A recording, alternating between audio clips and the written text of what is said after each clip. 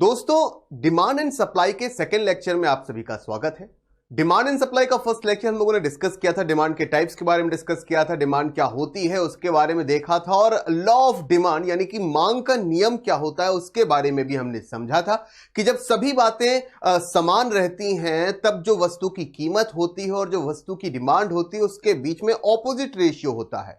यानी कि opposite ratio का सर क्या मतलब है? ऑपोजिट रेशियो का मतलब है कि जब जब भी वस्तु का जो प्राइस है वो इंक्रीज होगा, कीमत जब भी बढ़ेगी तो डिमांड उसके कंपैरिजन में गिरेगी, लेकिन जब जब भी प्राइस गिरेगा उसकी डिमांड इंक्रीज होगी। तो ये आपका ऑपोजिट रेशियो हो जाएगा। लेकिन बात याद रखनी है कि जब सारी चीजें समान हो, बाकी सभी स्थितियां समान हो, तब लॉ ऑफ डिमांड का ये नियम यहां पर लागू होता है। इसके अलावा हमने ऐसे भी अपवाद देखे थे, एक्सेप्शनल केस देखे थे जहां पर लॉ ऑफ डिमांड लागू नहीं होता, जैसे कि गिवन गुड्स। उसी क्रम में आज हम लोग डिस्कस करने वाले हैं कि लॉ ऑफ डिमांड लागू ना होने वाले और कौन कौन से केसेस हो सकते हैं, एक्सेप्शनल केसेस क्या हो सकते हैं जिन पर लॉ ऑफ डिमांड लागू नहीं होता। लॉ ऑफ डिमांड की हमने लास्ट टाइम बात की थी, तो हमने आपको यह भी बताया था कि लॉ ऑफ डिमांड का जो कर्व होता है, उसका जो वक्र होता है, वो आपका लेफ्ट से राइट की तरफ डाउनवर्ड स्लोप करता है। यह भी आपको याद रखना था। अब बात कर लेते हैं, लास्ट टाइम डिस्कस किया था गिवन गुड्स के बारे में कि गिवन गुड्स पर भी लॉ ऑफ डिमांड लागू नहीं होता है, और उसी क्रम में स्टेटस सिंबल गुड्स जो होती हैं, यानी कि प्रतिष्ठा सूचक जो वस्तुएं होती हैं, उन पर भी लॉ ऑफ डिमांड अप्लाई नहीं होता। यानी कि कीमत बढ़ने पर डिमांड कम हो जाए ऐसा यहां पर नहीं होता, यहां पर उल्टा होता है। यानी कि जैसे जैसे कीमत बढ़ती है डिमांड और बढ़ती है। जी हां, चीजें महंगी होती जा रही हैं लेकिन फिर भी डिमांड बढ़ती है। ये लॉ ऑफ डिमांड इस पर अप्लाई नहीं होता। जैसे कि आप सभी के सामने कुछ ऐसी गुड्स होती हैं, some goods are used by rich people as status symbols like diamonds, gold, jewelry and iPhone etc. तो ये सभी जो वस्तुएं हैं वो धनी लोगों के द्वारा यूज की जाती हैं, उपयोग में लाई जाती हैं, और इस पर लॉ ऑफ डिमांड अप्लाई इसलिए नहीं होता है कि इनको रखना, चाहे वो आईफोन हो मोबाइल सेक्टर में, चाहे वो डायमंड हो ज्वेलरी में, चाहे वो सोना हो, इनको रखना अमीरों की, हम ये कह सकते हैं कि उनके स्टेटस के लिए अच्छा माना जाता है। जिनके पास ये चीजें जितनी ज्यादा मात्रा में होती हैं, लोग समझते हैं वो उतना ज्यादा अमीर है या उनका स्टेटस उतना ऊपर है। तो जितनी ज्यादा महंगी चीजें होती हैं, जैसे आईफोन जितना ज्यादा महंगा होगा, लोग समझते हैं भाई कितने पैसे वाला है या कितना अमीर व्यक्ति है। जिसके पास जितने ज्यादा डायमंड है तो हम सोचते हैं वो कितना ज्यादा अमीर है। यानी जितनी महंगी चीज उतनी ही ज्यादा उसका प्राइस होता है, यानी कि कीमत जितनी ज्यादा होती है डिमांड भी उतनी ही ज्यादा होती है। अगर कहीं पर कोहिनूर के हीरे की नीलामी होने लग जाए या कोई ऐसा बेशकीमती हीरा हो जो कि काफी रेयर मिलता हो, उनकी नीलामी जब होती है तो आप देखते होंगे कि वो जो हीरा है उसकी जो सप्लाई है वो ना के बराबर है, क्योंकि अपने आप में इकलौता है। तो वहां पर कई अमीर वहां पर नीलामी में बोली लगाने लगते हैं, 10 करोड़ 20 करोड़ 30 करोड़। तो इस तरह से हम ये देख सकते हैं कि जब कोई स्टेटस सिंबल वाली चीज होती है वो जितनी ज्यादा महंगी होती है, उसकी कीमत जितनी ज्यादा होती है, स्टेटस भी उतना ही ऊपर माना जाता है, और इस वजह से इन वस्तुओं पर लॉ ऑफ डिमांड अप्लाई नहीं होता है। नेक्स्ट, इसी क्रम में जैसे कि यहां पर लिखा है कि इन वस्तुओं की मांग तभी अधिक होती है जब इनकी कीमत अधिक होती है ना, और कीमत कम हो जाने पर इन वस्तुओं की प्रतिष्ठा सूचक वस्तुएं नहीं माना जाता और इनकी डिमांड भी कम हो जाएगी। भाई जितनी ज्यादा महंगी होगा, जितना ज्यादा महंगा होगा डायमंड, उतना ही ज्यादा तो हमारा स्टेटस ऊपर होगा, अमीरों का स्टेटस ऊपर होगा, और जितना सस्ता हो जाएगा तो फिर स्टेटस बनाएगा नहीं, तो फिर इनकी डिमांड क्यों होगी? यानी कि बिल्कुल ऑपोजिट चलता है। ये वस्तुएं जितनी ज्यादा महंगी होंगी इनकी डिमांड उतनी ही ज्यादा बढ़ती है, तो लॉ ऑफ डिमांड इन पर अप्लाई नहीं होता है। और कुछ ऐसी वस्तुएं हैं जिन पर लॉ ऑफ डिमांड लागू नहीं होता है, जैसे हमारी नेसेसरी की वस्तुएं जो हमारी आवश्यकताएं के लिए जरूरी हैं, हमारे लिए अनिवार्य हैं, उन पर भी लॉ ऑफ डिमांड लागू नहीं होता है। जैसे कि आप सभी के सामने है, commodities such as medicine, salt, wheat, etc. do not follow law of demand because we have to purchase them in minimum required quantity.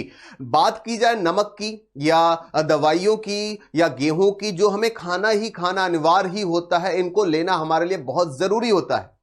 बात की जाए सॉल्ट की, तो सब्जी में नमक डालना जरूरी है। अब देखिए उनकी जो क्वांटिटी है वो एक फिक्स क्वांटिटी रहती है कि भाई इतना ही नमक हमें चाहिए, इतना ही किलो नमक हमें चाहिए महीने भर के लिए या साल भर के लिए। अब नमक चाहे जितना महंगा हो जाए चाहे जितना सस्ता हो जाए, हम नमक की उतनी ही मात्रा खरीदते हैं जितनी हमें जरूरत होती है। अगर नमक महंगा हो जाता है, उसकी कीमत बढ़ जाती है, तब भी हम उतना ही खरीदेंगे जितनी हमें जरूरत है, महंगा होने पर भी, क्योंकि बिना नमक के हम खाने का या सब्जी का स्वाद इमेजिन भी नहीं कर सकते। उसी तरह मेडिसिन, चाहे जितनी जरूरी हो। लेकिन अगर किसी के जीवन पर बन आती है, कोई हमारा रिलेटिव है और वो हॉस्पिटलाइज है, तो चाहे दवाई कितनी ही महंगी क्यों ना हो या उसका दाम कितना ही ज्यादा इंक्रीज क्यों ना हो रहा हो, हमें अपने मेंबर को, अपने सदस्य को बचाने के लिए जितनी महंगी दवाई हो हम उसे खरीदते हैं, तो इन पर भी लॉ ऑफ डिमांड लागू नहीं होता है।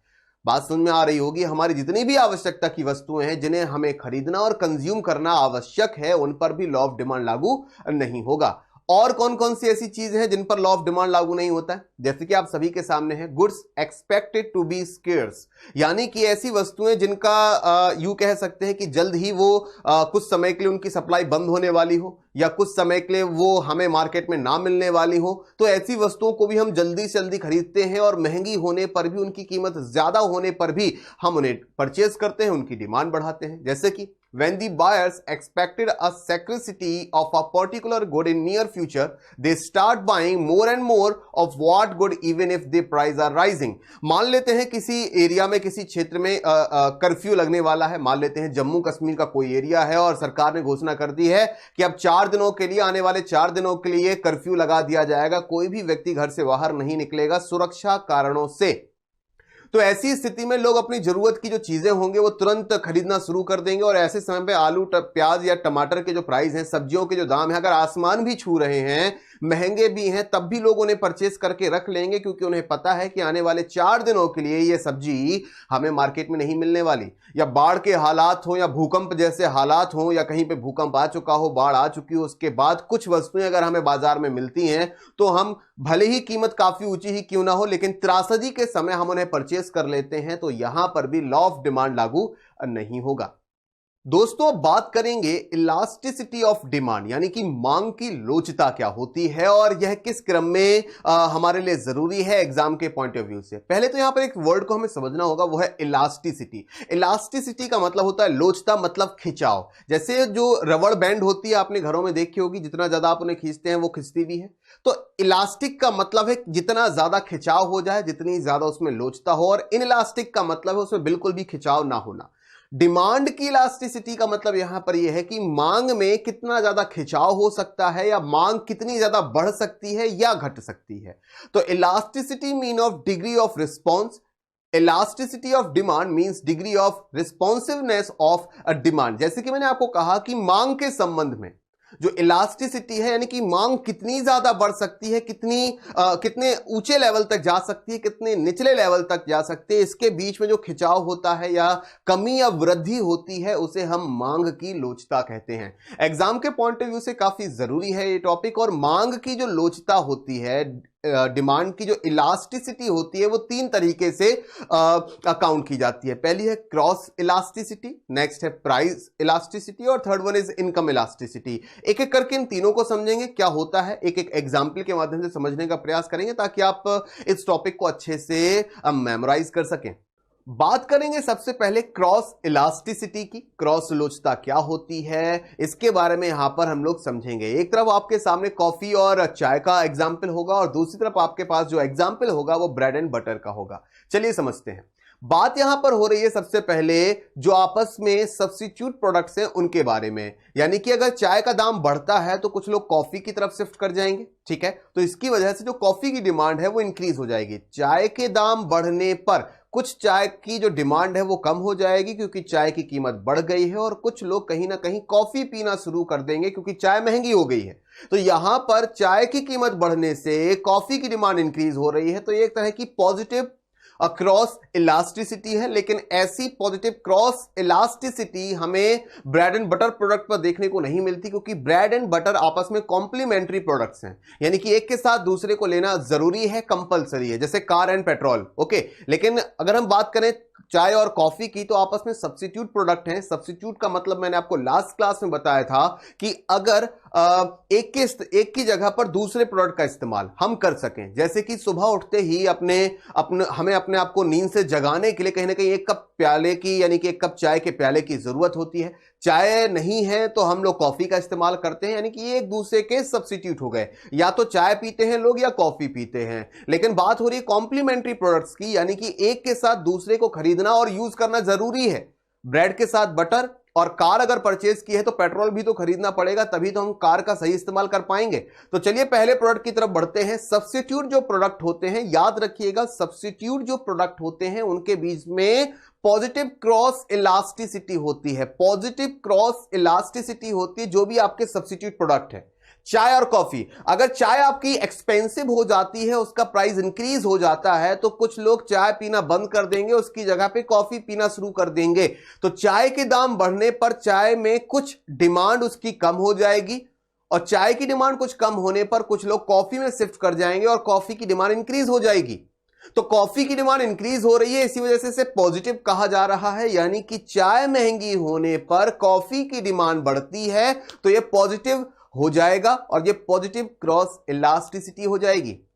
लेकिन कॉम्प्लीमेंट्री जो प्रोडक्ट्स होते हैं उनमें पॉजिटिव नहीं बल्कि नेगेटिव क्रॉस इलास्टिसिटी होती है। जैसे ब्रेड चीपर है, यानी कि खाने वाली जो ब्रेड है वो सस्ती हो जाती है, तो ब्रेड की डिमांड भी बढ़ेगी, बटर की डिमांड भी बढ़ेगी। लेकिन अगर ब्रेड की जगह अगर हम लोग पेट्रोल का एग्जांपल लेते हैं कि पेट्रोल सस्ता हो जाता है, तो कार और बाइक की डिमांड भी बढ़ेगी। अब देखिए, हमने ब्रेड को परचेस किया तो हम साथ साथ बटर को भी परचेस करते हैं, और अगर ब्रेड सस्ती हो जाती है तो लोग ज्यादा ब्रेड खरीदेंगे, और लोग ज्यादा ब्रेड खरीदेंगे तो ज्यादा बटर भी खरीदेंगे। तो ऐसी कंडीशन में बटर की जो डिमांड है वो इंक्रीज हो जाएगी। लेकिन अगर जस्ट ऑपोजिट अगर हम लोग इसका देखें कि अगर ब्रेड महंगी हो जाती है, उसकी कीमत बढ़ जाती है, एक्सपेंसिव हो जाती है, तो लोग ब्रेड खरीदना बंद कर देंगे या थोड़ा कम कर देंगे, यानी कि ब्रेड की डिमांड गिर जाएगी, और ब्रेड की डिमांड गिरने से बटर की डिमांड भी तो गिरेगी साथ ही साथ। तो यहां पर कॉम्प्लीमेंट्री प्रोडक्ट का मतलब है कि एक प्रोडक्ट की वजह से दूसरे प्रोडक्ट की डिमांड में भी कमी आती है।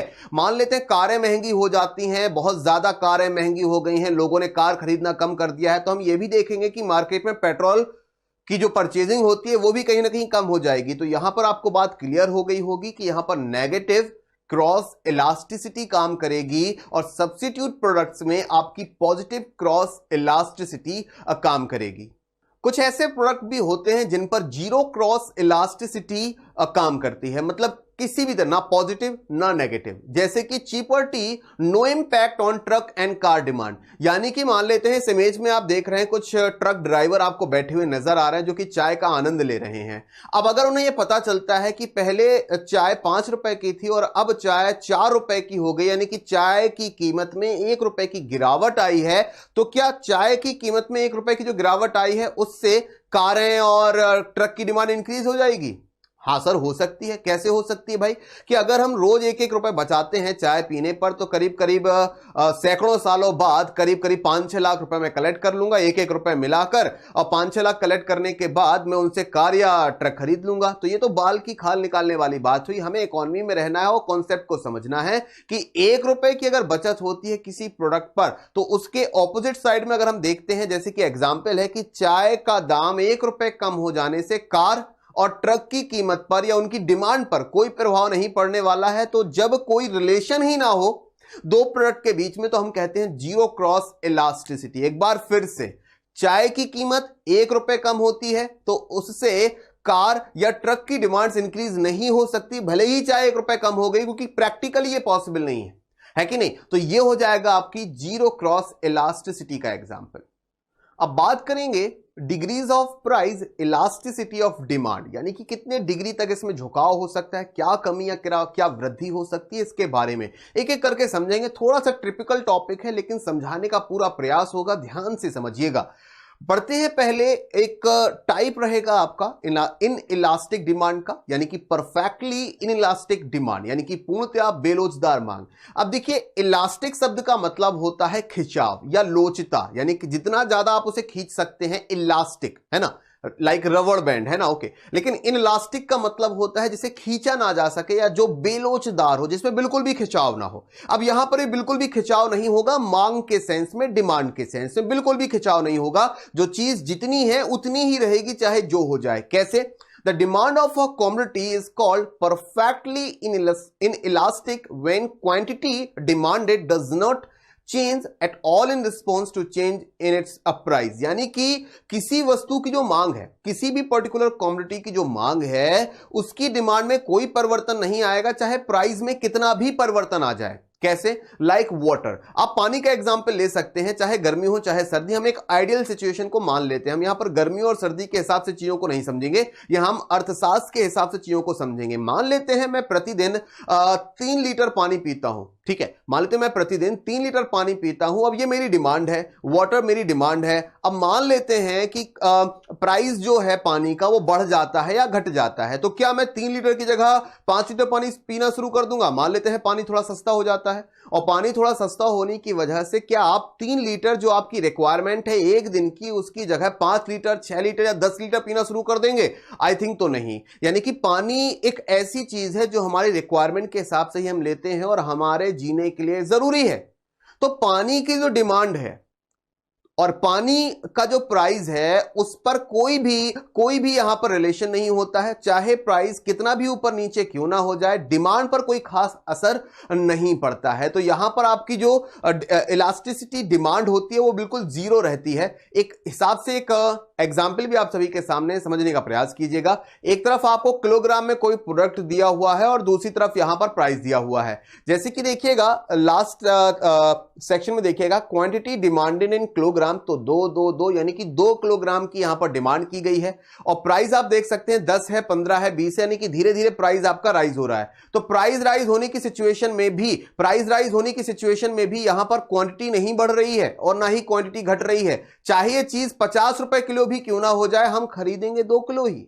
लाइक पानी चाहे जितना भी महंगा क्यों ना हो जाए, लेकिन जितनी हमारी रिक्वायरमेंट है हम उतना तो परचेज करेंगे ना। तो इस पर कोई भी लॉ लागू नहीं होगा, आपको ये समझना है। इसकी जो इलास्टिसिटी होती है वो बिल्कुल नहीं होती है, इसीलिए इसे इनइलास्टिक कहते हैं, यानी कि पूरी तरह से बेलोचदार होता है। अब ग्राफ इसका क्या बनेगा वो आपके सामने है। नीचे की तरफ आप ये देख सकते हैं, तो नीचे की तरफ यहां पर क्वांटिटी डिमांडेड है, कितनी क्वांटिटी चाहिए, और मैं जानता हूं मुझे 2 बोतल वाटर बोतल की 2 बोतल मुझे चाहिए, और ये मुझे चाहिए ही चाहिए। चाहे प्राइस आपका आप यहां से देख सकते हैं 5, 10, 15, 20, चाहे प्राइस कितना भी हो जाए, मैं डिमांड करूंगा केवल 2 बॉटल्स की। तो यहां पर जो लाइन बनेगी, जो कर्व बनेगा, जो वक्र बनेगा, वो बिल्कुल वर्टिकली बनेगा और सीधा रहेगा। ठीक है, यह आपको अपने माइंड में बिठा लेना है कि परफेक्टली इनइलास्टिक जो डिमांड होती है, परफेक्टली इनइलास्टिक डिमांड में जो कर्व बनता है वो सीधा होता है, बिल्कुल वर्टिकल होता है। आप डी नंबर की लाइन को देखिएगा, क्योंकि आपकी डिमांड केवल 2 लीटर वाटर की है या 3 लीटर वाटर की है, तो आपकी डिमांड उसी पर रहेगी, 3 लीटर वाटर पर ही रहेगी, बिल्कुल सीधी रहेगी, चाहे प्राइस 5, 10, 15, 20, 25 या 50 ही क्यों ना हो जाए।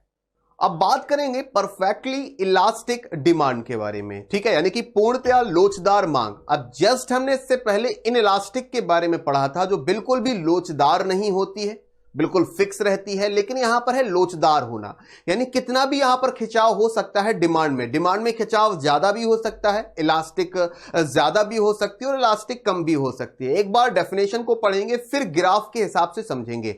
The demand of the commodity is called perfectly elastic when its demand expand to any extent, यानी इसकी जो मांग है कितनी भी ज्यादा बढ़ सकती है और कितनी भी ज्यादा इसकी मांग जो है वो घट सकती है, विदाउट और very little change in its price, यानी कि इसके प्राइस में चाहे बहुत ज्यादा परिवर्तन हो जाए चाहे बहुत कम परिवर्तन हो, तब भी इसकी जो डिमांड है, ठीक है, वो बहुत ज्यादा उसके हिसाब से चेंजेस हो सकती है, बहुत ज्यादा उसके हिसाब से चेंज नहीं भी हो सकती है। कैसे सर समझाइए? मान लेते हैं एक आइसक्रीम हमारे सामने है और इस आइसक्रीम का जो मार्केट प्राइस है, एमआरपी है, वो 20 रुपये है। अब देखिए आइसक्रीम बेचने वाला एक कंपनी तो मार्केट में है नहीं, एक ब्रांड तो मार्केट में है नहीं, अमूल है, वादीलाल है, इसके अलावा भी बहुत सारे ब्रांड्स हैं जो कि मार्केट में है। अब 20 रुपये की कौन वाली आइसक्रीम बेचने वाले जो ब्रांड्स हैं वो बहुत सारे हैं, यानी कि मार्केट में कॉम्पिटिशन काफी ज्यादा है। अब एक व्यक्ति आता है और बोलता है कि अगर तुम मुझे 20 रुपए की कौन के हिसाब से आइसक्रीम देते हो तो मैं ऐसी आइसक्रीम 100 खरीद लूंगा, 200 खरीद लूंगा या 500 खरीद लूंगा। लेकिन अगर आप आइसक्रीम का प्राइस 1 भी रुपए इंक्रीज कर देते हो तो मैं एक भी नहीं खरीदूंगा, क्योंकि भाई हमें वही प्रोडक्ट मार्केट में 20 रुपए में मिल जाएगा। यानी कि कोई व्यक्ति आता है और बोलता है हमें आपसे ऐसी ही आइसक्रीम कौन 500 चाहिए, तो व्यक्ति बोलता है कि आपको इसके लिए 21 रुपए पर कौन पे करना पड़ेगा। लेकिन जब हमें पता है कि ऐसी ही आइसक्रीम हमें दूसरे ब्रांड से 20 रुपये में मिल रही है, क्योंकि मार्केट में कॉम्पिटिशन काफी ज्यादा है, तो ऐसी कंडीशन में 1 रुपए का ही अगर चेंज आ गया, 1 रुपए ही अगर कीमत इंक्रीज हो गई, तो वहां पर जीरो हो जाएगी डिमांड। डिमांड क्या हो गई? खत्म, जीरो। है कि नहीं। लेकिन हम बात करें अगर 1 रुपए कम कर देते हैं, 20 पे आ जाते हैं, तो हो सकता है वो 500 की 500 आइसक्रीम की कोन बिक जाए, यानी कि डिमांड काफी हाई हो गई। तो आप समझ सकते हैं कि डिमांड में कीमत की वजह से, कीमत कम या ज्यादा होने की वजह से डिमांड जो इलास्टिसिटी है वो ऊपर नीचे काफी ज्यादा हो सकती है। एक यहां पर एग्जांपल भी ले सकते हैं, जैसे कि क्वांटिटी डिमांडेड है 2 है 4 है, लेकिन जो प्राइस है वो 20 है, तो 20 रुपए के हिसाब से आप 2 4 6 8 10 500 कितनी भी खरीद सकते हैं। लेकिन जैसा कि मैंने आपको बताया कि 21 होते ही जीरो हो सकती है डिमांड, क्योंकि हमें मार्केट में वही प्रोडक्ट 20 रुपए में भी मिल सकता है, क्योंकि मार्केट में कंपटीशन है। तो ऐसी कंडीशन में सर वक्र क्या बनेगा, कर्व क्या बनेगा? तो ऐसी कंडीशन में आप देख सकते हैं कि रुपये यहां पर 20 है और 20 रुपये के हिसाब से हमारी डिमांड का जो कर्व है वो हॉरिजॉन्टल रहेगा और बिल्कुल सीधा रहेगा। हॉरिजॉन्टल बिल्कुल सीधा आप यहां पर कर्व देख रहे हैं, क्योंकि ना तो वो 21 हो सकता है ना ही वो 19 हो सकता है, तो कम ज्यादा होने का सवाल ही नहीं उठता, क्योंकि कम और ज्यादा होने पर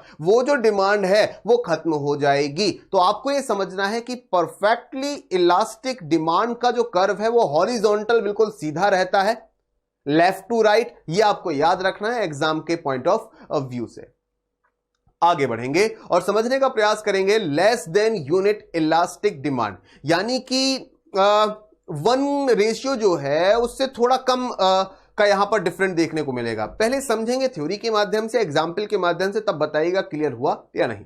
The demand of a commodity is called less than unit elastic or relativity inelastic when the percentage change in the quantity demanded is less than the percentage changes in the price of the commodity। यानी कि जब भी इस तरह की चीजें होती हैं तो जो प्राइस में चेंज होता है उसकी वजह से डिमांड में उतना फर्क नहीं पड़ता। मतलब समझे नहीं, अगर मान लेते हैं किसी वस्तु के प्राइस में 10% यहां पर इंक्रीमेंट हो जाता है, आप यहां पर एग्जांपल को समझ सकते हैं। कोई भी वस्तु आप ले लीजिए, कोई भी पर्टिकुलर प्रोडक्ट ले लीजिए, चाहे वो मिल्क का पैकेट ही क्यों ना हो, और मिल्क के पैकेट में प्राइस इंक्रीज हो जाता है 10%, लेकिन जो डिमांड है वो 10% से ज्यादा नीचे नहीं जाएगी। 1%, 2%, 3%, यानी कि ये 10% से कम ही यहां पर आपको चेंजेस देखने को मिल सकते हैं। ऐसा क्यों है? क्योंकि मिल्क जो है उसका कोई भी क्लोज सब्स्टिट्यूट नहीं है।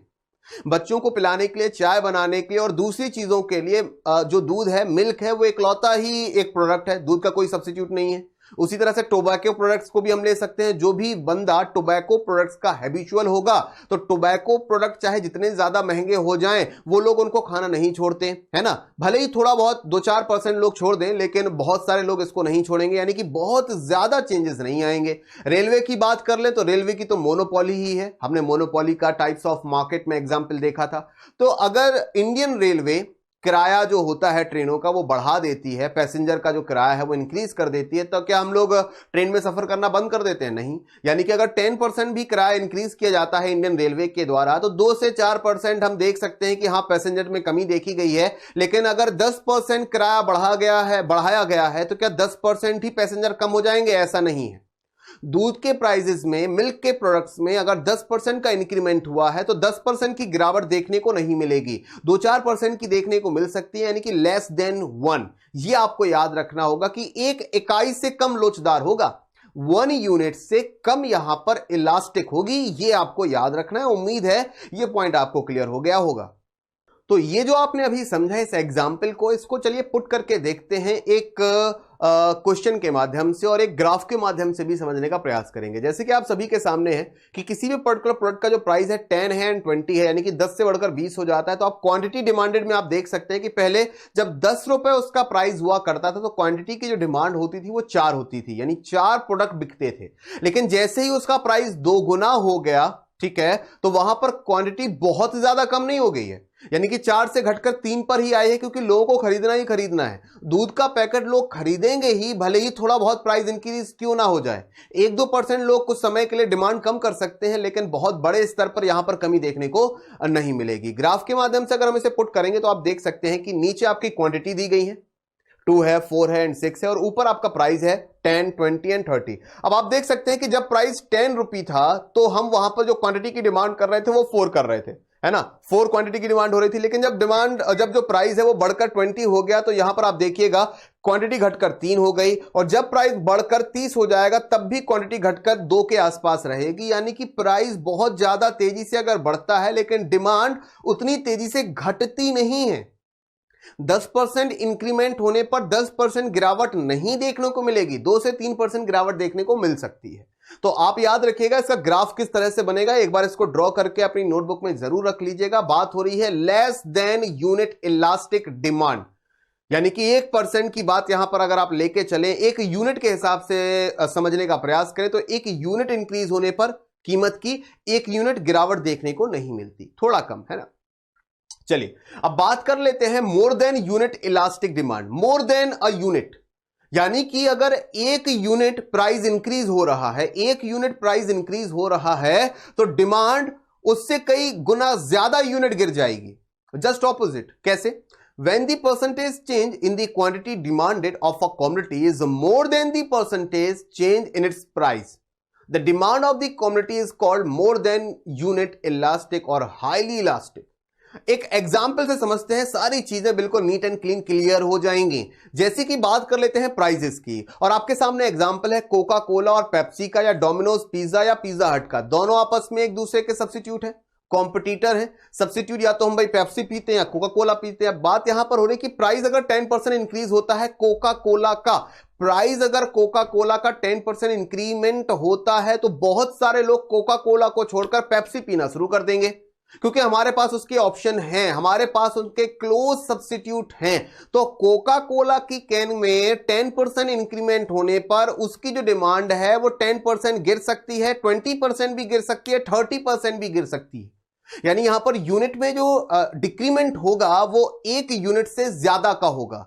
1 यूनिट इंक्रीमेंट हुआ प्राइस में तो डिक्रीमेंट हो जाएगा उसकी डिमांड में 1 यूनिट, 2 यूनिट या 3 यूनिट तक।